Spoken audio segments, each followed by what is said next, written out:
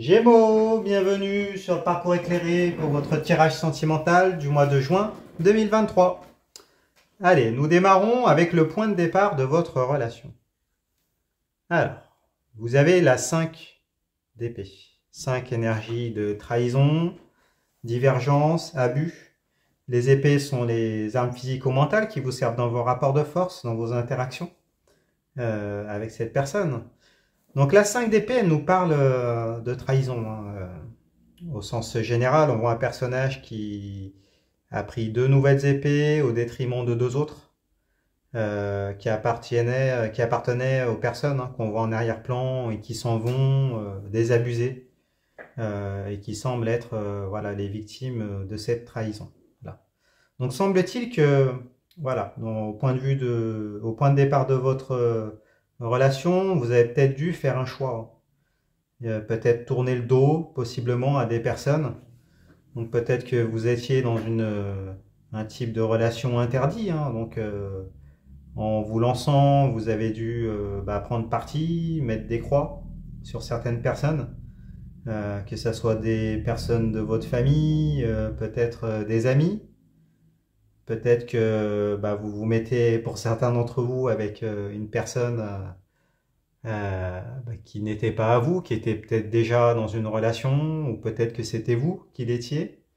Et donc, du coup, vous avez dû trahir, ou cette personne a dû trahir pour pouvoir voilà, vous mettre ensemble. Euh, voilà, donc ça, c'est l'énergie du point de départ. Bon. Alors, on va en savoir plus. On regarde la deuxième carte. Alors, la deuxième carte, c'est ce qui vous rapproche l'un de l'autre. Alors, vous avez le chevalier d'épée. Chevalier, déplacement, voyage, conquête. On est toujours avec l'épée, donc l'arme physico-mentale qui vous sert dans vos interactions, dans vos rapports de force avec cette personne. Donc ce qui vous rapproche l'un de l'autre, et ben là, c'est la communication. Peut-être que vous êtes connu sur un réseau social, c'est possible, parce que là, elle est retournée, donc c'est peut-être une forme de communication indirecte. Peut-être que cette personne-là, elle faisait partie déjà de votre entourage. Elle était peut-être déjà en couple avec une personne que vous connaissiez, donc vous êtes rapprochés du coup. Après, le fait qu'elle soit à l'envers, c'est que ce qui vous rapproche, c'est peut-être il y a peut-être un jeu dans la communication là, parce qu'elle est à l'envers, du type suis-moi, je te fuis-moi, je te suis. Vous voyez l'idée? Il y a peut-être un peu de provocation, des allers-retours. Euh, En tout cas, et puis là on voit qu'on est dans les épées, donc c'est une énergie un peu neutre, froide, il y a peut-être un peu de provocation, un peu de... Voilà, vous vous jaugez. Et donc du coup c'est peut-être ça qui fait que... Ce jeu-là, qui fait que vous avez tendance à vous rapprocher. Peut-être que ça crée des manques également.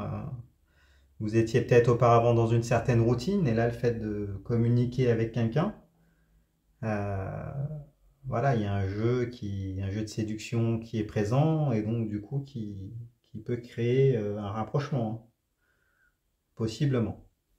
Bon, on va en savoir plus. On regarde plus loin. Alors, le défi à dépasser. Alors, vous avez la 7 de denier. 7 énergie d'instabilité, euh, de déséquilibre, d'ajustement. Avec les deniers, on est dans la matérialité, donc la matérialisation de la relation, de projets en commun. Alors avec la 7 de denier, on nous parle de dépendance extérieure, de facteurs extérieurs. Si vous regardez le détail des illustrations, on voit un personnage qui s'appuie sur un bâton, qui a planté des deniers dans une parcelle de vigne et qui attend de savoir si cette récolte sera abondante. Mais du coup, il y a des facteurs extérieurs dont va dépendre l'abondance de cette récolte, que ce soit la qualité de la terre, la météo, les compétences du personnage, la faune, la flore. Enfin, vous voyez, il y a toutes ces idées-là, enfin tous ces paramètres-là qui sont en jeu. Donc il y a de l'incertitude.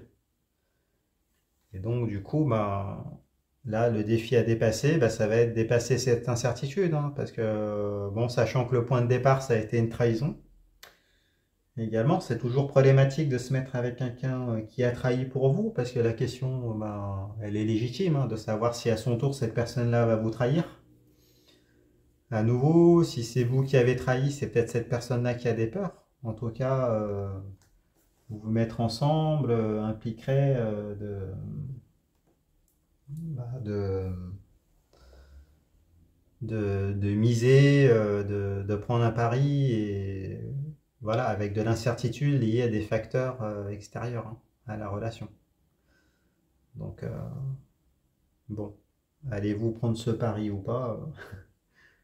Dites-le nous dans les commentaires. Allez, on regarde plus loin.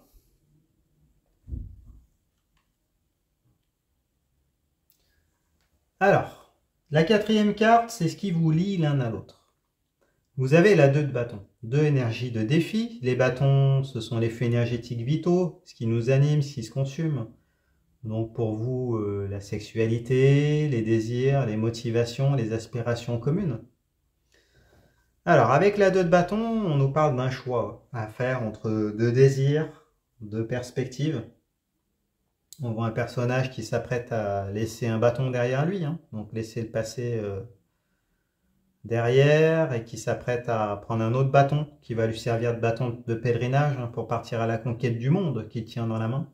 D'ailleurs, hein, il regarde vers de nouveaux horizons, donc semble-t-il que de part et d'autre, vous ayez envie de quitter une situation et puis de vivre vraiment des choses plus épanouissantes, hein, des expériences plus épanouissantes.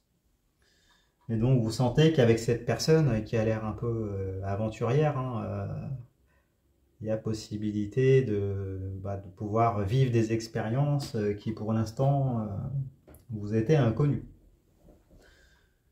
Bon, on va regarder la 5e carte. Alors, la 5e carte, ce sont les divergences à dépasser.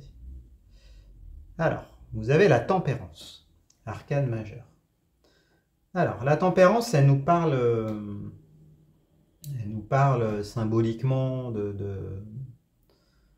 d'une période de vacances, de loisirs, enfin, vous voyez, de passer des bons temps en dehors des considérations liées au travail, aux responsabilités.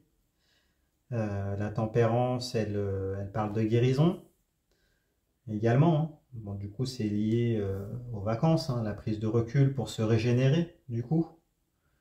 Donc là, c'est dans vos divergences. Les divergences, on les voit, je pense que pour vous, elles sont matérialisées par le flux, hein, entre les deux couples qui sont là, hein. On parlait d'un jeu tout à l'heure de va-et-vient. Ben là, on voit dans cette carte l'alternance, hein, avec l'eau qui passe d'une coupe à l'autre, peut-être un effet miroir, un phénomène de vase communicant. Enfin, vous voyez, surtout si on est dans le cadre d'un jeu de séduction, du coup, il y a cette alternance, hein, d'énergie qui passe de l'un à l'autre. Et donc, du coup, qu'il va falloir dépasser, il va falloir vous ajuster, il va falloir mieux communiquer également et trouver un équilibre de manière à ce que les deux couples soient remplis de la même manière.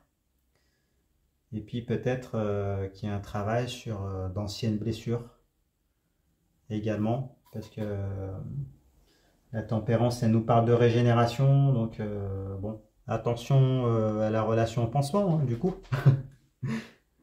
C'est possible. Pour certains d'entre vous, on vous invite à prendre, voilà, à prendre du recul, profiter des bons temps, mais bon, il va falloir quand même vous rééquilibrer énergétiquement. On regarde plus loin. Alors, quelle est la quête commune du couple? Waouh, bon, vous avez la 10 de coupe. Bravo. Alors, la 10, on nous parle d'une fin de cycle. Avec les couples, ce sont les réceptacles des émotions, les sentiments, l'amour, les émotions entre vous. Donc, avec la 10 de coupe, on nous parle de plénitude sentimentale, de complétude émotionnelle, d'épanouissement. affectif, hein.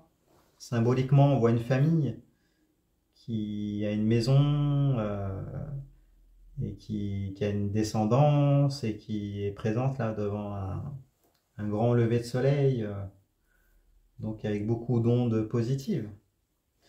Donc semble-t-il que voilà, vous aspirez tous les deux finalement à pouvoir être heureux.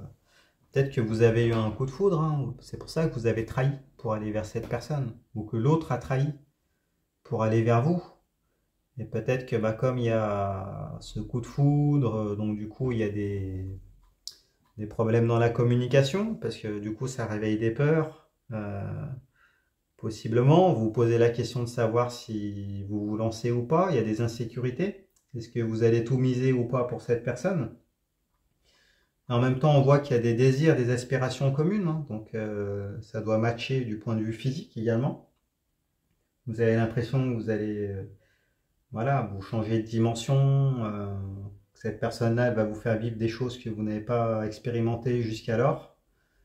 Mais voilà, il va falloir lever, s'ajuster, peut-être être plus authentique pour finir ce jeu de séduction, d'alternance, de vases communicants, d'effets miroirs. Il va falloir équilibrer les deux coupes pour pouvoir aller vers plus d'authenticité et puis pouvoir acter ce couple-là, hein, qui est né quand même dans la trahison. Donc il y a quand même un gros travail à faire, hein, semble-t-il. Bon, en tout cas, l'issue, si vous y parvenez, elle est quand même bonne, hein. C'est un 10 de coupe, c'est pas n'importe quelle carte, hein. Bon, on regarde plus loin. Alors, en position 7, ce sont les instabilités, les déséquilibres qu'il va falloir ajuster, qu'il va falloir régler, du coup. Alors, vous avez la 5 de Denis. 5 énergies de trahison, abus, divergence. Avec les deniers, on est dans la matérialité, donc la matérialisation de la relation, de projets communs. Donc la 5 de denier, elle nous parle d'abus de confiance. Elle nous parle d'abus de confiance, possiblement, potentiellement lié à un entourage, hein, qui peut être abusif. Là, on le voit dans le détail des illustrations, on voit deux personnages qui sont pauvres. L'un d'entre eux est estropié d'ailleurs, hein, enfin il est blessé du moins. Ils ont confié leurs deniers, ils les ont même donnés, hein, à un temple. On les voit dans le vitrail qui est là, mais du coup ils se retrouvent sans rien. Donc il va falloir, pour pouvoir concrétiser ce couple, il va falloir peut-être vous mettre d'accord, hein, financièrement. Peut-être que l'un d'entre vous était déjà dans une union, donc il y aura peut-être des concessions financières, des projets qu'il va falloir garder, enfin ne pas se laisser abuser. Euh, Parce qu'apparemment, peut-être que vous vous enflammez un peu l'un pour l'autre, mais du coup, on vous dit attention, ne cédez pas non plus, ne vous laissez pas avoir, hein. Donc, peut-être il y en a un qui va avoir une séparation difficile avec peut-être des pertes financières. Vous voyez, ça peut être cette énergie également pour certains d'entre vous. Donc, voilà, il va falloir apparemment acter cette relation va impliquer des pertes, hein. Donc il va falloir se relever de tout ça, puis rééquilibrer les finances, les projets, et après peut-être vous mettre d'accord sur le type de relation que vous voulez aussi, hein. Parce que là on est dans la matérialisation de la relation, donc voilà, il faudra vous mettre d'accord. De toute façon, de manière générale, il faudra mieux communiquer et puis être plus ouvert émotionnellement, hein. Donc ça reprend les cartes précédentes. On regarde la 8e carte. Alors la 8e carte, c'est l'obstacle majeur qui se dresse sur votre chemin. Sur le chemin de la matérialisation du couple. Alors cet obstacle majeur, c'est la 6 de coupe. Donc 6, énergie de quête, conquête, reconquête. Avec les couples, ce sont les réceptacles des émotions, les sentiments, l'amour. Donc avec la 6 de coupe, on nous parle de renouveau sentimental, hein. Symboliquement, on voit un personnage qui offre une coupe à un autre qui est plus vulnérable, plus âgé, donc d'où l'idée de renouveau, de nouvel essor, d'être capable de témoigner son amour, de donner des gages, de faire un pas vers l'autre, d'être capable de s'excuser, de pardonner, de demander pardon. Enfin, vous voyez, on est dans cette énergie-là, d'être capable d'aller l'un vers l'autre émotionnellement, euh, de séduire également l'autre, voilà, de le prendre en considération et de prendre soin de lui ou d'elle. Donc du coup, le fait qu'elle soit à l'envers, je pense que ça fait écho aux problèmes de communication, hein, dont on a parlé, avec l'effet miroir, les vases communicants. Peut-être qu'il y en a un qui va se faire, qui aura un entourage abusif, et donc du coup, ben, il y a des tensions possiblement qui vont naître. Mais là, on vous invite vraiment à être authentique, hein, de prendre soin de l'autre, de lui montrer que vous l'aimez, pour pouvoir après matérialiser cette union, hein.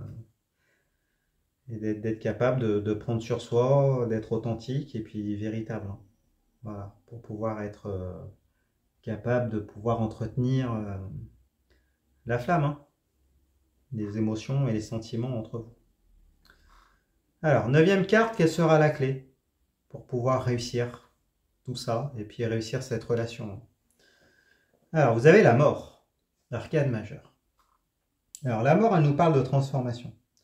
Elle nous parle de tourner le dos au passé de manière radicale, hein, en prenant des décisions drastiques, sans retour possible en arrière. Hein, quand on est mort, on ne peut pas revenir à la vie. Enfin, donc du coup, il n'y a pas de retour en arrière possible. Donc du coup, pour pouvoir débloquer tout le tirage et puis pour pouvoir matérialiser cette relation, il va falloir couper, tourner le dos au passé. Il va falloir faire le deuil d'une ancienne vie, possiblement d'anciennes unions, faire le deuil des personnes qui ont été trahies à la base de votre rencontre pour pouvoir voilà, faire table rase et puis se tourner uniquement vers l'avenir, hein, et vers ce grand soleil qui est dans la carte du 10 de coupe. Euh, bon, on va regarder la dernière carte. Alors, la 10e carte, c'est l'issue de la relation à ce stade. Donc, au moment du tirage, quelle semble être l'issue? Alors, vous avez l'As de bâton. As, départ, nouveau départ, victoire. Avec les bâtons, ce sont les flux énergétiques vitaux, ce qui nous anime, ce qui se consume. Donc, la sexualité, les désirs, les motivations, les aspirations communes, hein, avec cette personne. Donc, avec l'As de bâton, bah, on nous parle voilà, d'un nouveau départ. Le fait qu'elle soit à l'envers, ça n'annule pas sa valeur. Après, donc un nouveau départ vers de nouveaux désirs. Donc semble-t-il que vous allez saisir, hein, ce bâton là dans la 2D de bâton qui est en 4e position. Finalement, vous allez le prendre. Vous allez vous lancer avec cette personne, hein. Par contre, le fait qu'elle soit à l'envers, on vous dit, voilà, vous vous lancez, mais vous n'êtes pas encore guéri totalement. Il y aura encore des blessures qu'il va falloir travailler. Alors peut-être que cette personne-là, elle est justement là pour vous les faire travailler, pour que vous puissiez les guérir, hein. Donc voilà, le travail ne s'arrête pas là. En fait, cette personne-là ne sera pas le sauveur. Vous allez travailler ensemble pour pouvoir peut-être mutuellement guérir et puis partir à la conquête de ce monde, hein, qui est devant vous et qui vous fait envie. Bon, je pense que c'est cette signification-là avec l'as de bâton. Donc le conseil qu'on vous a donné également, c'est peut-être laisser passer la lune de miel, hein, pour peut-être que là vous idéalisez beaucoup. Alors oui, certes, il y a quand même une issue qui semble prospère, hein, parce que cette personne-là, avec la 10 de coupe, elle est capable de vous donner vraiment la sécurité, de l'amour et un foyer, une union. Mais voilà, vous serez sûrement rattrapé par des considérations matérielles, pragmatiques. et qui vont venir un peu atténuer tout ça. Voilà, voilà. Bon, bah écoutez, j'espère que ce tirage vous a parlé. Si c'est le cas, mettez-moi un pouce, abonnez-vous, partagez vos expériences dans les commentaires, allez voir les autres tirages pour votre signe ascendant et votre signe lunaire pour avoir des compléments d'information. Si vous souhaitez une consultation privée, vous pouvez vous rendre sur mon site internet leparcourseclairé.com. Vous pourrez prendre rendez-vous avec moi. Je répondrai à toutes vos questions. Et puis, bah écoutez, je vous remercie et puis je vous dis à bientôt. Au revoir.